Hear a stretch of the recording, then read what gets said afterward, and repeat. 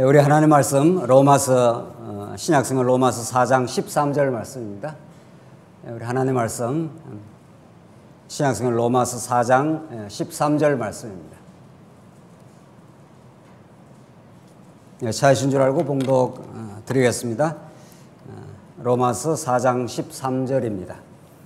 아브라함이나 그 후손에게 세상의 상속자가 되리라고 하신 언약은 율법으로 말미암은 것이 아니요 오직 믿음의 의로 말미암은 것이니라.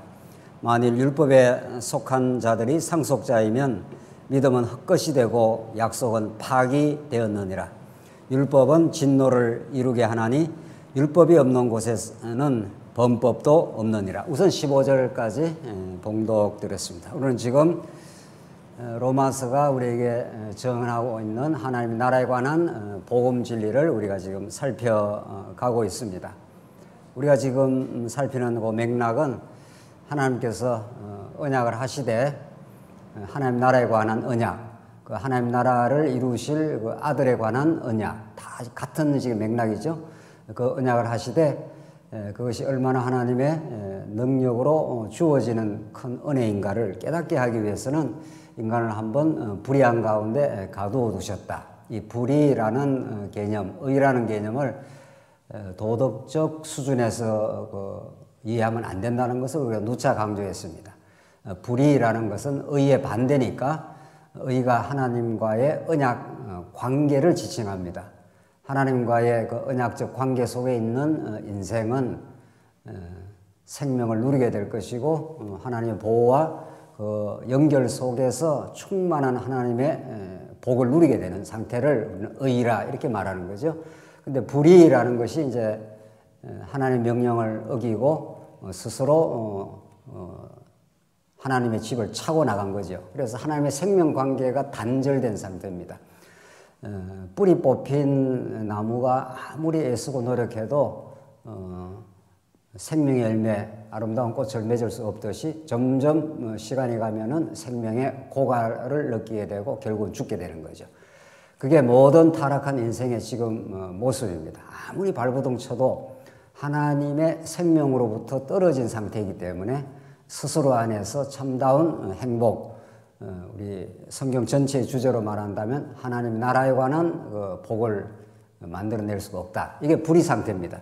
그런 가운데 하나님께서 아담과 맺은 하나님 나라에 관한 약속대로 그 약속의 성취자이신 예수가 오셔서 끊어진 관계를 회복시켜 준 겁니다. 그게 하나님의 의입니다.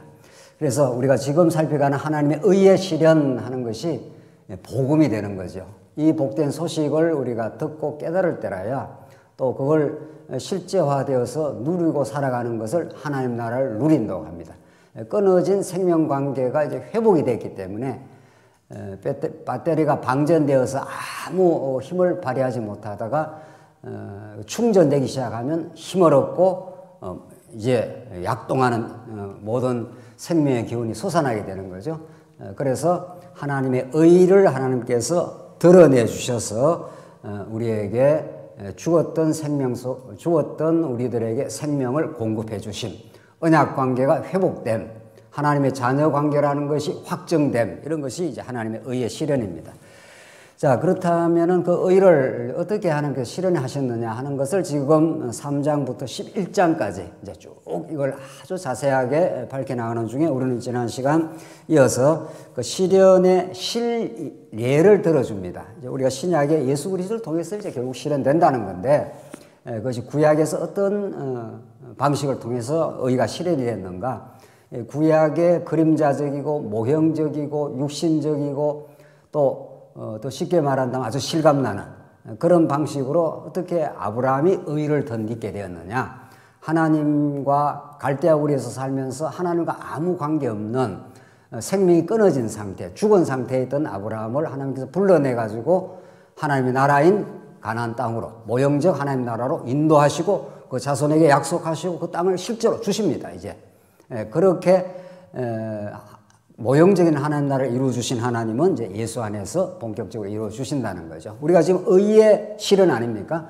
그러니까 예수님이 이 땅에 오셔서 너희가 먹을 것, 마실 것, 입을 것 구하지 마. 그건 다 하나님께서 때가 되면 다 주시고 또 너희가 필요한 줄 다 아시는데 너희가 진짜 구할 것은 하나님의 나라와 뭐라고 그러죠? 의를 구하라 하지 않습니까? 그러니까 우리가 지금 로마서에서 하나님의 의라는 것이 나오긴 합니다만은 그게 이제 핵심 개념인데 로마서에 하나님의 나라라는 것이 대전제로 이제 깔려 있습니다. 그 나라에 관한 언약이라는 게 이게 전제되지 않고 의가 설명되지 않습니다. 그 하나님 나라를 이루는 방식이 의가 되는 거죠. 하나님 나라를 나라답게 우리가 누리고 행복하고 여호와를 찬양하는 것은 불의한 상태, 끊어진 상태에서 관계가 회복이 돼야 되는 거죠. 그래서 의라는 개념이 나오는 거죠. 그래서 결국 우리가 언약의 내용이 하나님의 나라와 의입니다. 그러니까 로마서가 그렇게 좀 설명이 되는 거죠. 그러니까 로마서는 나라라는 말은 많이 안 나오지만은 그 본문에 안 나온다고 해서 또 실제 뒤로 가면 나오긴 합니다. 그러니까 집중적으로 로마서는 불의와 의를 설명 지금 해나가지만 대전제로서 하나님의 나라 언약을 깔고 있는 거죠. 그렇게 우리가 이 본문을 보면. 자, 오늘 13절 이제 우리 지난 시간에 이어서 이제 실현의 실예 가운데 이제 아브라함을 설명하면서 율법이 아닌 믿음의 의로 세상의 후사가 된다고 언약을 했다 하는 것이 이제 13절로 17절에 나오는 내용인데 13절 한번 보십시다. 아브라함이나 그의 후손에게 세상의 상속자가 되리라 하신 언약은 이렇게 나오지 않습니까? 그러니까 하나님의 의를 설명하는데 언약이라는 전제가 깔려 있다는 거죠. 지금 바울의 지금 논쟁에 따르면은 그러니까 우리가 여러 차례 말씀드렸습니다만 이 종교개혁자들이 믿음으로 의로움을 받는다. 그것만 유독이 강조했지 않습니까? 그 이신칭이라는 거. 왜냐하면 가톨릭이 자꾸 행위로 구원 얻는다. 행위가 플러스돼야 구원 얻는다. 그게 아니야. 믿음으로 구원한다. 이걸 이제 많이 강조했고 그걸 로마서의 주제로 이제 부각을 시킨 거죠. 우리는 그게 이제 한계가 있다는 거죠. 그게 아니라 오늘 본문이 말하는 대로 믿음으로 의롭다함을 받는 게 너무도 중요한 구원의 도리인데 그것을 설명하는 대전제가 이제 언약이라는 거죠. 그리고 언약의 내용으로서의 하나님 나라라는 거죠. 이렇게 이제 설명하면 로마서가 아주 잘 풀려나갑니다. 오늘 본문이 그렇습니다. 아브라함이나 그의 후손에게, 이게 후손하는 게 자손입니다. 이게 자손 언약입니다. 나라의 3대 요소인 자손이고 세상의 상속자가 되리라고 하신 언약. 세상의 상속자가 뭡니까? 구약에서 상속한다는 건 뭐를 이렇게 물려받는 건데 아들이라야 그 상속을 물려받습니다. 아들이라야. 그러니까 여기 구약에서 아브라함이 상속받은 것이 무엇입니까? 그 약속받은 것. 그게 가나안 땅의 유업입니다. 아브라함이 뭘 잘해서 받은 게 아니라 하나님께서 내가 지시할 땅으로 가라. 그래서 그 땅을 내게 주겠다. 이렇게 했지 않습니까? 그러니까 자손, 땅, 그리고 그 땅이 아주 질서정연하고 평화롭게 잘 샬롬을 누리도록 평화를 누리도록 내 허리에서 열 왕들이 나온다. 그렇게 했기 때문에 그러니까 오늘 본문도 우리가 나라라는 말 그 용어가 없다고 해서 하나님 나라 언약이 없다 이렇게 하면 안 된다는 거죠.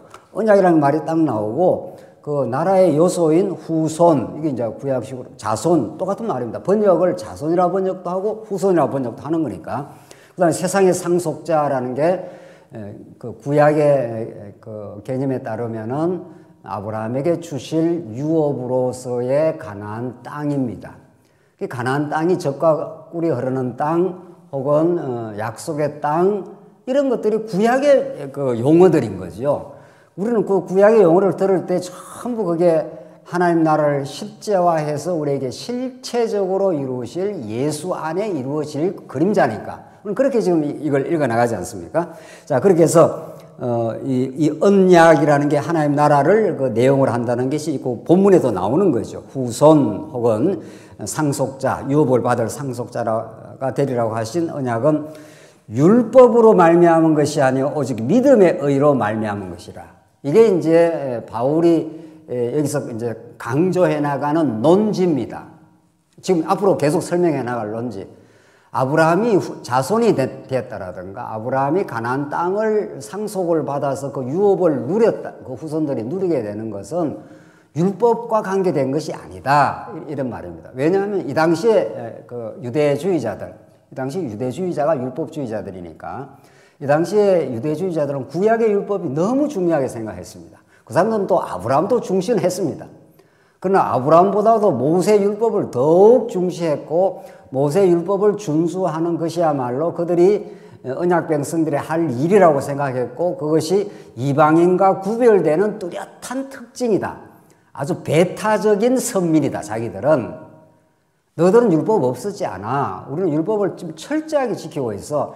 구약 율법을 더 세분화해서 지킨 거죠. 그것이 그들의 긍지였고 그들의 자부심이었고 그것이 알고 보면 모든 타락한 인간의 보편적 속성입니다. 율법을 지켜 의롭다함을 얻는다. 이렇게 나는 뭔가를 준수해서 뭔 행동을 해서 내가 신에게 나아갈 수 있다 이런 거죠. 그래서 행위, 공로, 종교인 거죠. 유교, 불교, 기타 모든 종교가 그렇습니다. 그러니까 복음 안에 들어있지 않으면 모든 종교가 자기 행위를 근거로 해서 신에게 나아간다, 구원을 얻는다, 또 내가 다른 사람보다 더 우월하다 하는 걸 증명하고자 하는 거죠. 그걸 지금 바울은 지금 하나님의 의가 무엇이라는 걸 밝히면서 아브라함이 믿음의 조상이 된 것, 아브라함이 자손들이 번창한 것, 그리고 유업으로 얻을 가나안 땅을 상속받게 된 것, 그 실제로 나에게 상속을 받았지 않습니까? 그 후손들이. 그것이 율법을 지켜서 된 게 아니지 않느냐. 지금 그 말을 지금 하고 있는 중입니다. 그래서 율법으로 말미암은 것이 아니요 오직 믿음의 의로 말미암은 것이니라. 그래서 하나님이 주시는 언약의 근거한 믿음을 하나님의 신실함대로 주셨다는 겁니다. 아브라함은 실제 잘 믿지 않았고 거짓말도 하고 불신앙도 했지만 하나님이 언약을 했기 때문에 스스로 하신 그 언약에 신실하신 하나님이 그 신실하심을 드러내어서 그 믿음을 허락을 했고 그것을 이제 근거로 해서 의롭다 하셨다는 거죠. 그래서 아브라함이 믿음의 조상이 되었지 아브라함이 언제 율법을 지켜서 그렇게 됐느냐 그걸 지금 표현하는 겁니다. 14절 그럼 이제 계속 보충 설명을 하는데 만약 율법에 속한 자들이 상속자이면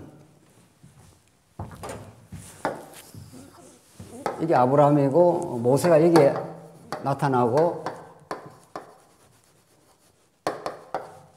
아브라함의 후손들이 가나안 땅에 결국 들어갑니다. 후손 혹은 자손 그리고 땅 나중에 통치까지 이루어지는데 아브라함 후손들이 모세 율법이기 전에 이미 언약을 받았고 율법하고 아무 상관이 없다 이 말입니다. 실제로. 그리고 이스라엘 백성들이 율법을 광야에서 얼마나 많이 어겼느냐 이런 거죠. 실제로 율법 이제 곧 나오는데 율법은 진노를 이루는 것이다. 율법을 갖다 대면은 하나님의 진노가 드러난다는 거죠. 그래서 율법대로 하면 다 망해야 돼, 다 죽어야 돼 이런 거죠. 그런데 어떻게 해서 이 가나안 땅에 들어갔어 하면은 아브라함이 주신 믿음을 쫓아 된 것이지 율법하고 상관이 없다. 오히려 율법은 주신 그 은혜로 더욱 드러내기 위해서 하나님께서 율법이라는 장치를 하나님께서 과정에 주셨을 뿐이다. 어둠을 드러내기 위해서 빛이 얼마나 빛인가를 알게 하기 위해서 그런 말이죠. 그래서 14절 만에 율법에 속한 자들이 상속자이면 만약에 율법을 잘 지킨 사람들이 상속자가 된다면 그런 말입니다. 아브라함이 언제 그랬느냐 이런 거죠. 믿음은 헛것이 되고 약속은 파기되었느니라. 그렇다면 믿음이라는 게 아무 의미가 없다. 우리가 지금 믿음으로 사는 사람들이고 예수님을 주로 믿고 예수를 그리스도로 믿고 그 그리스도를 통해서 하나님의 언약의 신실함을 믿고 사는 사람들인데 만약에 율법에 속한 것이 상속자가 된다면은 율법이라는 게 무효화가 된다는 겁니다. 그리고 약속은 파기되었느니라. 약속이라는 것 자체가 아브라함이 이 약속을 하신 건데 이게 다 무효가 된다는 겁니다. 파기돼 버리니까 이게 중시가 된다면 이런 말이죠. 이것을 너희들이 지켜서 지금 뭘 하나님 앞에 나간다라든가 정당성을 얻으려고 한다든가 또 상속자가 될 수 있다고 그 당시 유대인들입니다. 직접적인 이 독자는 그 당시 유대인들이 그렇게 율법을 강조했지 않습니까? 우리 지난 시간에 할례도 강조했고 그 사람들이 그래서 자기들은 이방인들과 다르다 이렇게 했는데 바울의 논지는 똑같아 하죠. 그 말이죠. 똑같아. 그냥 단지 하나님께서 구약에는 유대인들에게 먼저 언약의 말씀을 주었기 때문에 그 특권이 있는 건 있는 거다. 그러나 그 특권이 그렇게 하나님께서 유대인들을 귀하게 봐서 언약의 말씀을 주고 모세 율법을 주고 한 건 사실이지만 그걸 지켜서 하나님 앞에 나갈 수 있는 건 아니지 않느냐. 그런 면에서 유대인이든 이방인이든 똑같다는 거죠. 그 말이 이제 계속 나오잖아요. 유대인이든 이방인이든 하나님 앞에서 다 똑같은 죄인이고 은혜로 똑같은 하나님의 자녀가 되었다. 그래서 그런 그 차별이 있을 수가 없다. 이게 이제 바울의 논지입니다.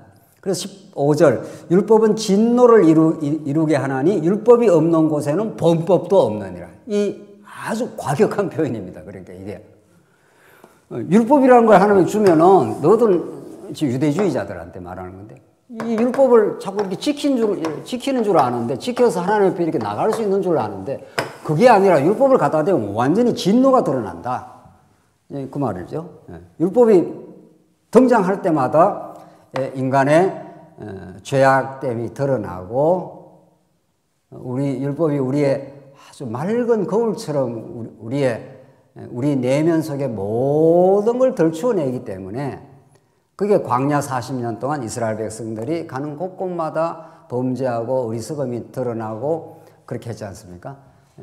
그런다고 해서 하나님의 아브라함과 맺은 언약이 파괴되지 않았다. 여전히 약속대로 그들이 그렇게 범죄했지만은 성막을 통해서 용서해 주시고 드디어 약속의 땅으로 그래 가게 되었다는 거죠. 이 놀라운 하나님의 언약적 섭리가 아니냐. 이것이야말로 은혜의 섭리가 아니냐. 이렇게 지금 바울은 지금 설명하고 있는 거죠. 그러니까 율법이라는 게 얼마나 무서운 건지 모른다. 정말. 율법이라는 게. 율법이 나빠서 무서운 게 아니라 율법은 가장 거룩한 것이다. 거울이 맑을수록 우리의 그 투명한 우리의 모습이 드러난다는 거죠. 거울이 희미하게 이렇게 돼 있으면 뭐 내 모습이 어떤지 잘 모르는 거죠. 그 율법은 너무도 거룩하고 너무도 아름다운 것이 좋은 것인데 그 빛에 비추면 우리의 그 원래의 모습이 너무도 어리석고 부족한 모습들이 드러난다는 거죠. 그래서 진노를 드러낼 뿐이다. 그러니까 율법 앞에서 우리가 진노받아 마땅한 존재임을 자각하는 게 복음의 길로 가는 입문인 거지요. 사실은. 나는 그래도 괜찮은 사람이야. 이렇게 해버리면 뭐 복음이 복음으로 와닿지는 않는 겁니다. 나는 진노받아 마땅해. 다른 사람하고 비교할 것 없이 하나님의 거룩한 율법 앞에 서면은 1000번이고 10,000번이고 진노받아 마땅한 죄인이지. 이게 우리의 진정한 그 자의식입니다. 사실은 예수 믿는 사람이. 그런데 하나님께서 언약의 신실에서 우리를 의를 덧입혀서 죄 없다고 해주니까 그게 탕자 비유 아닙니까? 그냥 감싸주니까 이 놀라운 새로운 정체성을 얻은 사람들인 거죠. 그래서 율법은 진노를 이루게 할 뿐이야. 이 율법 앞에서 뭘 살려달라고 해봐야 율법이 살려주질 않아요. 다 지키면 살려주지만 못 지켰기는 죽어 이렇게 한다는 거죠. 그러니까 성막 안에 율법이 지성소 안에 꼭 안에 숨겨져 있지 않습니까? 그래서 그 피를 가져오라는 겁니다. 피를. 율법은 죽어 마땅하기 때문에 반드시 죽어야 된다는 거죠. 죄를 지은 자는. 그러니까 피를 가져오라 해서 그 깨끗한 피를 흠없고 점없는 정말 깨끗한 그 피를 가지고 대제사장이 들어가서 율법 위에 뿌림으로 죄가 사해지는 거죠. 그래서 여러분과 저에게 우리 양심에 그리스도의 피가 뿌린 바 되었다. 이게 히브리서의 그 논법입니다. 그래서 율법은 정말 그렇다는 것을 지금 밝혀주고 율법이 없는 곳에서는 범법도 없느니라. 법이 없으면 법을 범했다는 말도 성립이 안 한다. 그러니까 율법은 자꾸 범법이 드러나라고. 그 범법을 통해서 내 내면의 죄성이 드러나라고 갖다 댄 거다. 이런 뜻이죠. 만약 법이 없으면 내가 살인을 해도, 살인을 했다 싶습니다. 살인을 해도 살인하지 말라 하는 법이 없으면 안 걸린다. 이 말입니다. 안 걸려. 그러니까 걸리라고 준 거다. 이런 뜻입니다. 걸리라고. 살인하지 말라, 탐욕 부리지 말라, 이게 자꾸 권리라고 준 건데, 그걸 지키겠다고 하는 그 시도가 무슨 정말 빗나간 시도냐, 지금 그런 말이죠.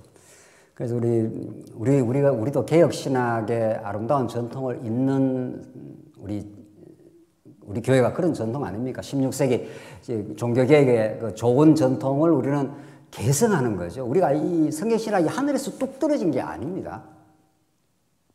너무도 많은 발전을 했고 많이 정말 혁명적인 하나님의 은혜를 주어진 건 사실이지만 16세기 종교개혁의 그 아름다운 전통을 정말 우리 종교개혁자들이 얼마나 성경을 애지중지하고 사랑했는지 모릅니다.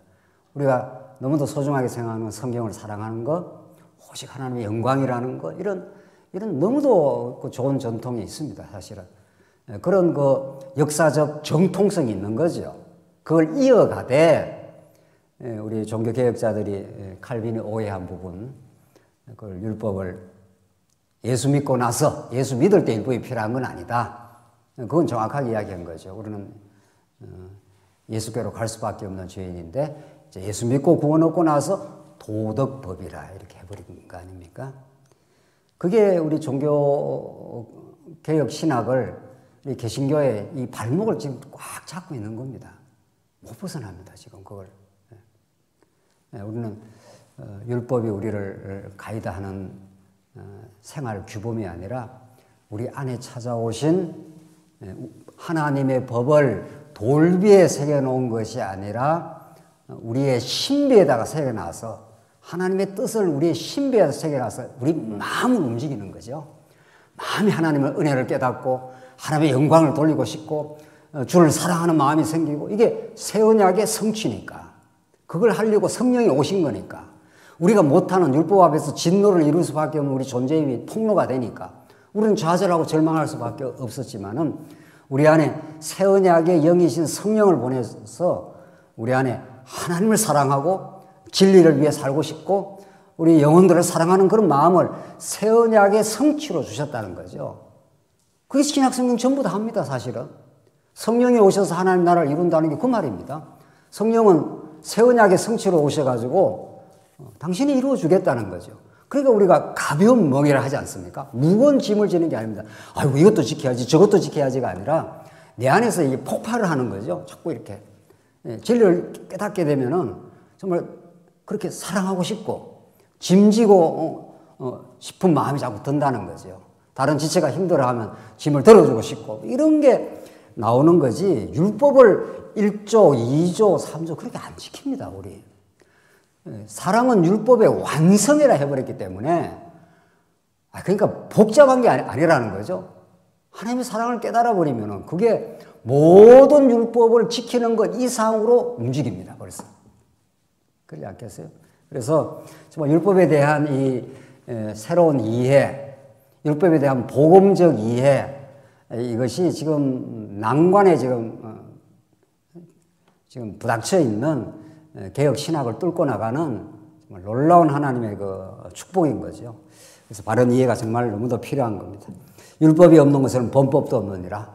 자꾸 범법자가 드러나게 하려고 율법을 갖다 댔다. 그래서 광야 40년 동안 이스라엘 백성들이 범법자임이 드러난 거죠. 그러므로 16절 상속자가 되는 그것이 은혜에 속하기 위해 계속 이제 반복이 되는 겁니다. 지금 뭐 계속 율법을 지켜서 상속자가 된 게 아니라 그 앞에서는 했지 않습니까?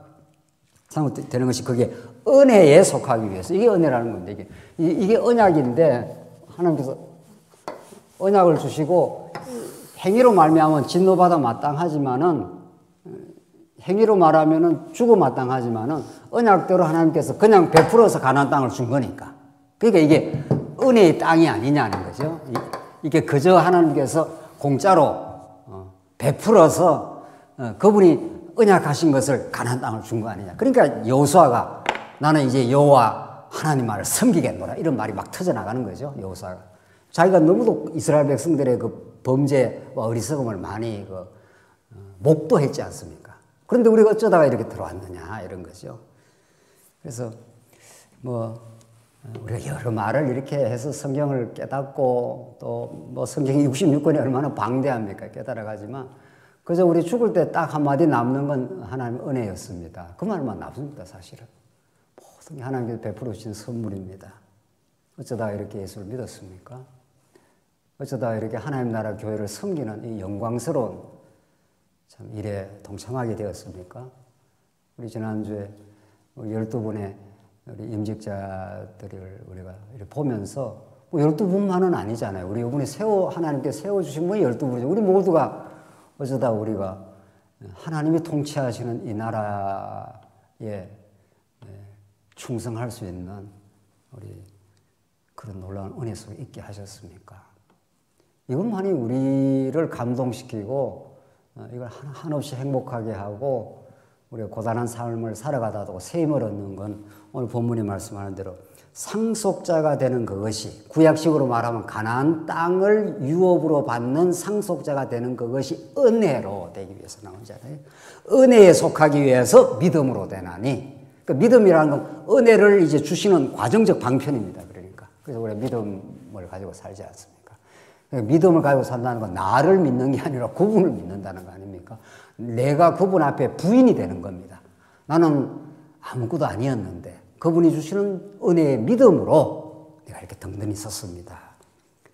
이런 거죠.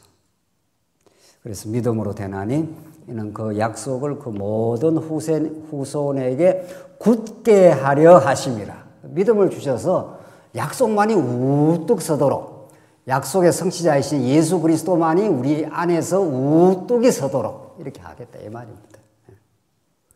그걸 신부 앞에 나타난 신랑만의 그 놀라운 은혜가 우리에게 드러나도록 그분으로 우리가 살도록 이런 거죠.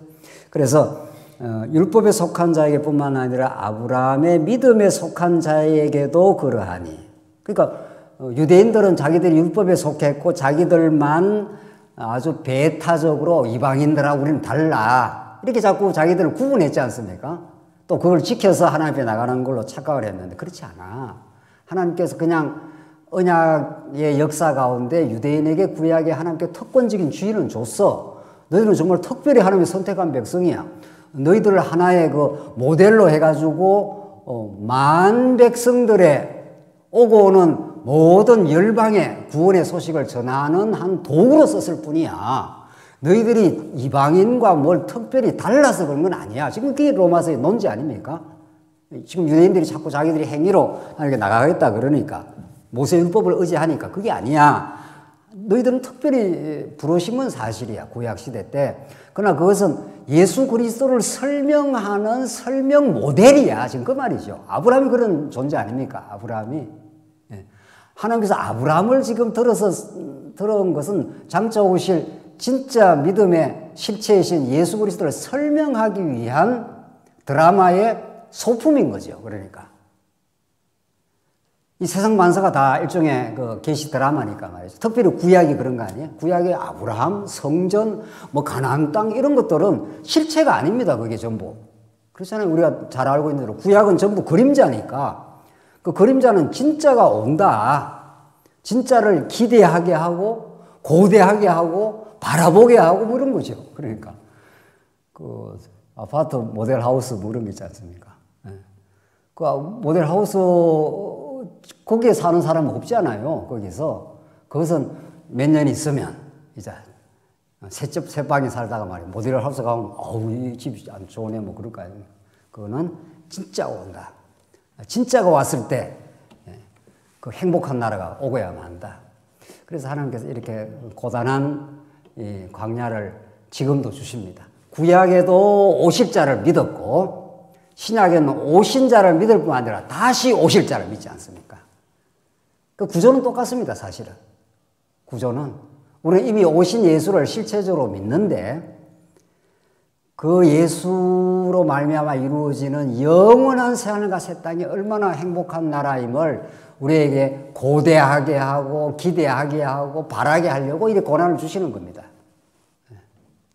코로나19도 주시는 겁니다. 아, 이 땅이 영원하지 않구나. 이 땅의 조건으로 이 땅에서 완벽한 평화가 오는 게 아니구나. 이걸 우리가, 자, 우리의 이 땅에 속한 그런 말이 있습니다. 세상이 정된다는 말이 있잖아요.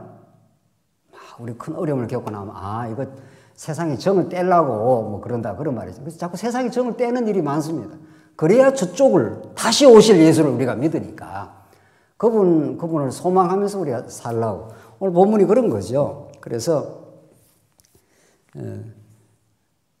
아브라함은 우리 모든 사람의 조상이라 장차 오실 믿음의 조상이고 장차 오실 예수 그리스도의 예표적 인물이고 그분을 통해서 모든 민족의 복을 얻게 된다는 것은 진짜 언약의 실체이신 예수 그리스도 안에서 모든 택한 백성들의 복의 근원이 된 거죠. 그래서 그렇게 지금 구약에 지금 아브라함의 사례를 들어가지고 지금 계속 설명을 하고 있는 겁니다. 17절 기록된 바 내가 너를 많은 민족의 조상으로 세웠다 하신가 같으니 그가 믿은 바, 뭘 믿었는가? 아브라함이 지금 믿은 바 했으니까 믿은 내용을 나오는데 하나님은 죽은 자를 살리시며 없는 것을 있는 것으로 부르시는 이시니라.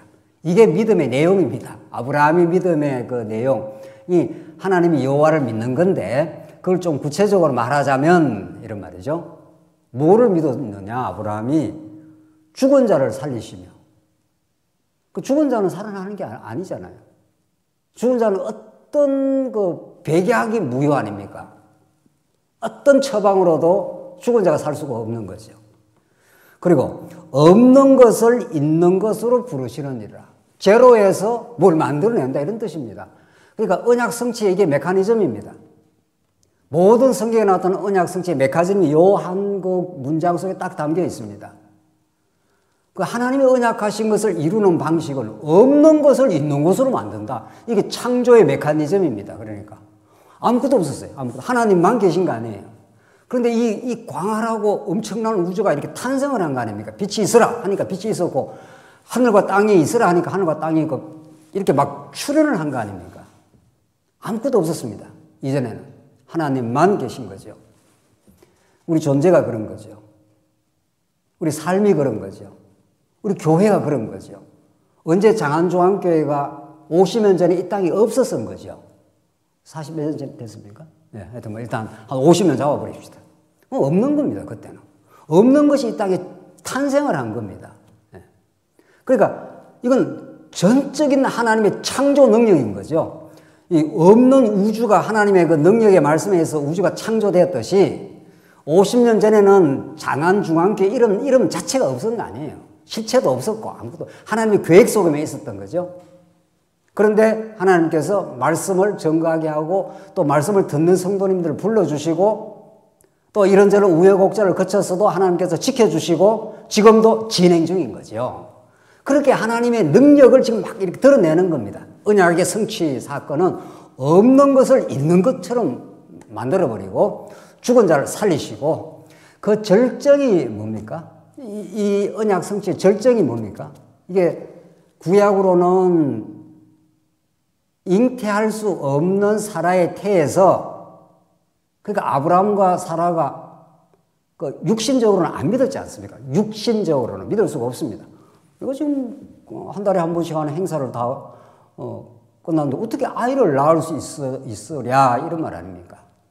하나님께서 믿음을 주시려면은 언제나 불가능한 상황을 만들어 놓으시고 하나님이 가능한 역사를 이제 만들어내는 거죠. 참 기이하고 놀라운 일입니다.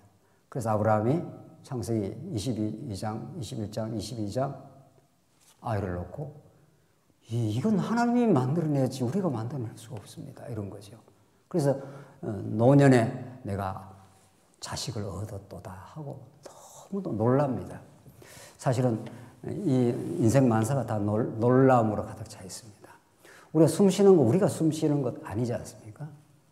모든 게 다 놀라움입니다. 모든 게 다 기적입니다. 모든 게 다 은혜입니다. 사실은. 그래서 우리가 자주 이렇게 말씀을 듣는 거 오늘도 뭐 다른 어떤 교회 일로 성도님들하고 이야기하다가 사실은 이 말씀을 듣는 시간 또 지체들과 만나서 하나님에 대해서 이야기하는 그 시간은 그렇게 이야기하면 우리의 영이 이렇게 살아납니다. 사실은. 근데 세속에 시달리고 뭐 여러 가지 삶의 어려움에 시달리고 이러면은 우리 영적인 기운이 떨어져요, 사실은. 떨어져가지고 그냥 보이는 현실 또 뭐 안 된다고 하는 그 현실, 거기에 자꾸 우리의 마음이 잡혀 들어가지 않습니까? 하나님께서 말씀을 듣거나 우리 지체들과 나누면은 모든 게 다 기적입니다. 없는 것을 있는 것으로 만드시는 하나님입니다. 이게 언약 성취의 메커니즘입니다. 이렇게 하나님의 역사를 하시겠다 이런 뜻입니다. 그래서 아브라함과 사라에게 낳을 수 없는 상황을 딱 만들어 놓고 역사를 하시는 거죠. 이 절정이 예수 그리스도가 십자가에 모든 인류가 다 달라들어서 예수를 바라바를 내놓고 예수를 죽여. 그래서 십자가에 그냥 죽어버렸습니다. 그러나 3일 만에 부활하심으로 하나님의 그 창조의 능력, 생명의 능력, 하나님 나라의 실현의 능력 이런 것들을 하나님께서 이제 보여주신 거죠. 그걸 믿었다 이런 뜻입니다. 예, 믿음이라는 게 그런 거다. 믿음이라는 게 그 능력을, 그 하나님의 신실하심을, 그의 주권을, 그의 사랑을 하나님께서 우리에게 가르쳐. 그게 우리가 욥 시편 잠언 전도 아가에서 그 표현되는 하나님의 그 위대한 속성들입니다. 결국 그 하나님을 깨닫게 하고 있고 우리 일상 삶에서 그런 하나님의 손길, 인도하심, 오늘 하루를 살게 하심, 오늘 우리 수요 예배로 인도하심 이런 것들을 자꾸 이렇게 느끼게 될 때 이렇게 하나님 언약을 이루어 주시는 거구나. 참 하나님 신실하시구나. 그분이 아니면 살 수가 없구나. 그래서 우리 마음에 찾아오는 것이 감사라는 겁니다. 추수감사절만 감사가 아니라 사실은 모든 게 감사한 것이죠. 조금 더 하고 정리하시죠. 18절 아브라함이 바랄 수 없는 중에 바라고 믿었으니 이 바랄 수 없는 중입니다. 바랄 수 있는 상황이 아니라 이런 뜻입니다. 이 표현이 영어로 말하면 against the hope, 희망을 가질 수 없는 상황입니다. 이게 하나님 하시는 일인 거죠. 믿었으니 이는 내 후손이 이 같으리라 하신 말씀대로 많은 민족의 조상이 되게 하려 하심이라. 그가 백세나 되어 자기 몸이 죽은 것 같고 사라의 태가 죽은 것을 같음을 알고도 믿음이 약해지지 아니하고 믿음이 없어 하나님의 약속을 의심하지 않고 믿음으로 견고하여져서 하나님께 영광을 돌리며. 이거 잘 이해해야 되는 본문입니다. 실제로 역사 현장에서 아브라함이 실제 믿었습니까? 창세기에 나타나는 본문에 따르면 안 믿었죠. 그러니까 웃었지 않았습니까? 너 내년 이맘때 아이 낳는다 그러니까 아브라함이 웃었습니다. 하나님 앞에 대놓고 웃지는 못하고 지금 웃었고 사라한테 하나님이 또 이야기하니까 또 웃었지 않았어요? 너 왜 웃느냐 그러니까 그 사라가 오리발 내밀었지 않습니까? 너 웃었느니라. 너 내 능력을 안 믿었어.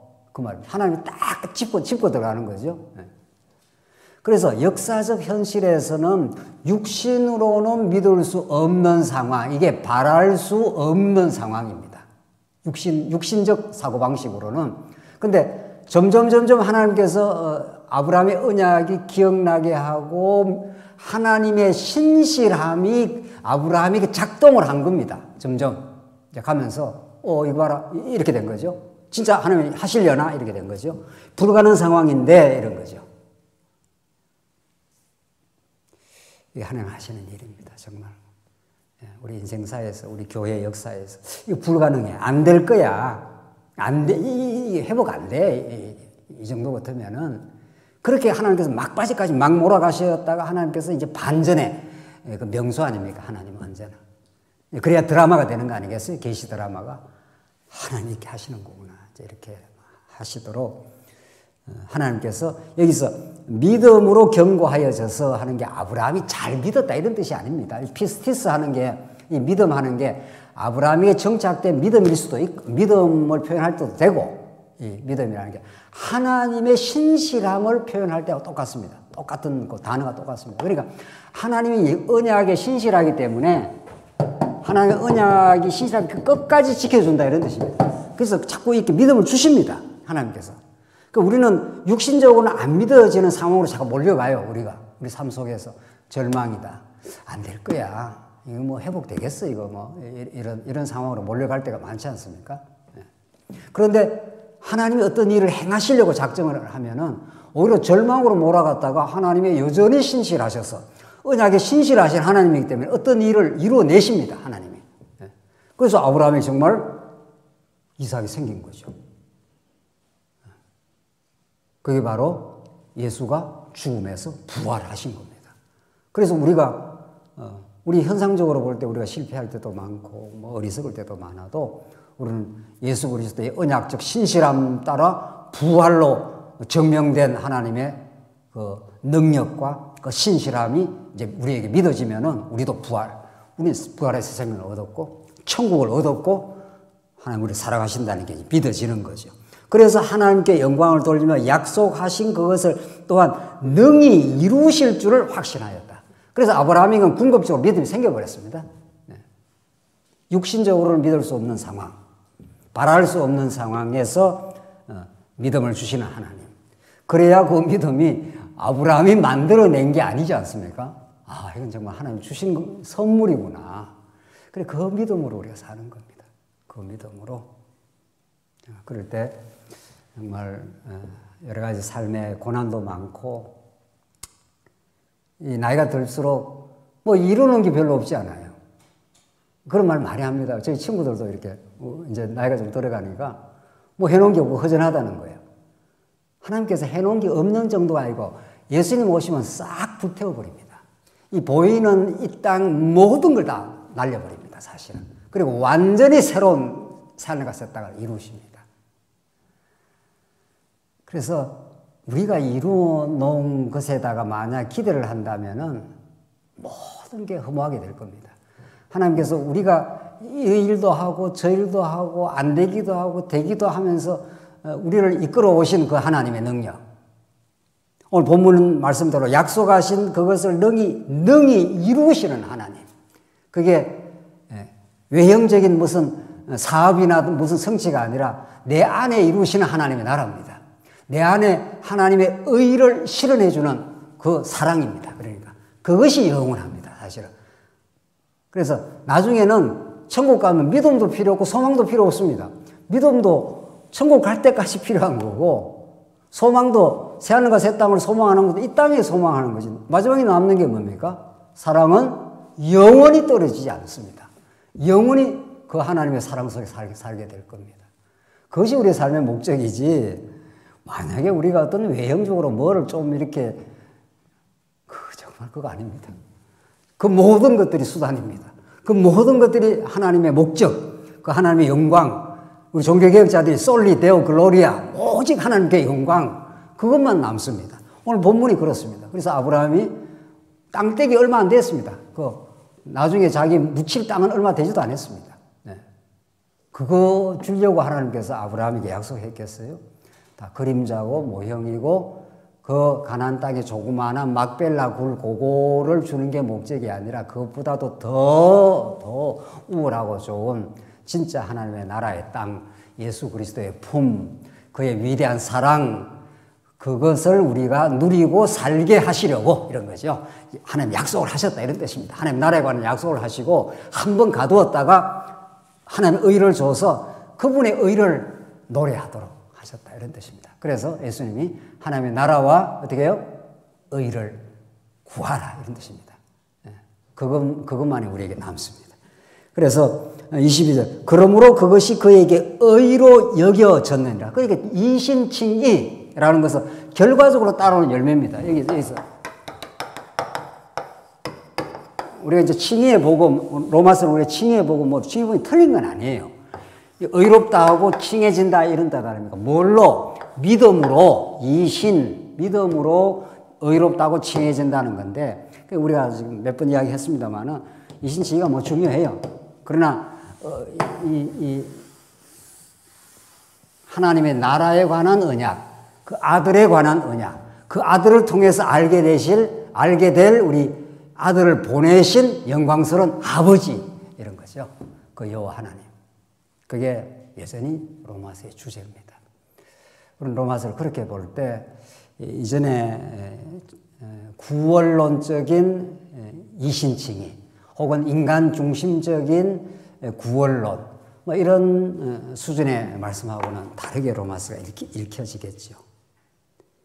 그래서 23절에 이제 결론인데 그에게 의로 여겨졌다 기록된 것은 아브라함만 위한 것이 아니요 의로 여기심을 받을 우리도 위함이니 그런 거죠. 아브라함은 하나의 대표적인 언약 성취사의 인물로 등장했을 뿐이지 결국 우리 모두도 포함되어 있다. 곧 예수 우리 주를 죽은 자 가운데서 살리신 이를 믿는 자니라. 예수를 살리신 여호와 하나님을 그 아버지 되심을 우리가 믿게 되었다. 25절 예수는 우리가 범죄한 것 때문에 내어줌이 되고 또한 우리를 의롭다 하시기 위하여 살아나셨느니라. 예수는 우리가 범죄한 것 때문에 내어줌이 되고 하나님께서 범죄한 것들이 예수를 내줘 버렸다. 그래서 우리를 이렇게 회복시켰다. 이게 구속입니다. 회복은 대가를 지불하고 값을 지불하고 우리를 하나님의 자녀로서 건져내었다. 그래서 하나님의 의를 실현해 주시고 우리를 의롭다 하시기 위하여 예수님 살아나신 분이시다. 그 예수를 노래하고 우리 5장으로 우리 다음 시간에 그 예수로 말미암아 화평을 누리자 이렇게 되어 있습니다. 이때 헬라어로 화평하는 에이레네라는 것이 끊어진 관계가 하나가 된다 이런 뜻입니다. 그래서 하나님과 하나가 되어버렸습니다. 더 이상 우리는 든든함이 없습니다. 우리 아버지가 큰 사업체를 가지고 있는 사람이라면 아버지와 딱 하나가 되어 있으면 웬만한 일 좀 망해도 상관없는 거죠. 든든한 거지. 우리 하나님이 끊어진 불의한 관계를 화평하게 했다. 다시 하나가 되도록 언약 관계로 묶어버려졌다. 하나님과 하나가 되어 있기 때문에 어떤 것도 하나님 우리의 관계를 끊을 수가 없느니라. 이게 로마서가 우리에게 주는 복음의 메시지입니다. 하나님과 하나 된 우리 영혼, 하나님을 의지하는 우리 교회, 그것은 세상이 감당할 수 없는 복된 전쟁을 하게 될 겁니다. 그 믿음 안에 풍성한 은혜를 누리시고 언약의 신실한 하나님으로만 참된 찬송과 기쁨이 있길 바랍니다. 기도하십시다. 자비하신 하나님 아버지 은혜를 감사합니다. 우리가 다 하나님 앞에 진노받아 마땅한 저희들이었지만 우리를 예수로 말미암아 하나님의 의의 백성이 되게 하시고 영원히 그 새하늘과 새 땅을 이제 바라보며 또 누리게 하며 그렇게 살게 하심을 감사합니다. 이 광야 같은 길을 걸어갈지라도 하나님께서 다시 관계를 회복시켜 주신 그 예수 그리스도를 말미암아 정말 새 힘을 얻어 살게 하시옵소서. 예수 그리스도의 이름으로 기도하옵나이다. 아멘.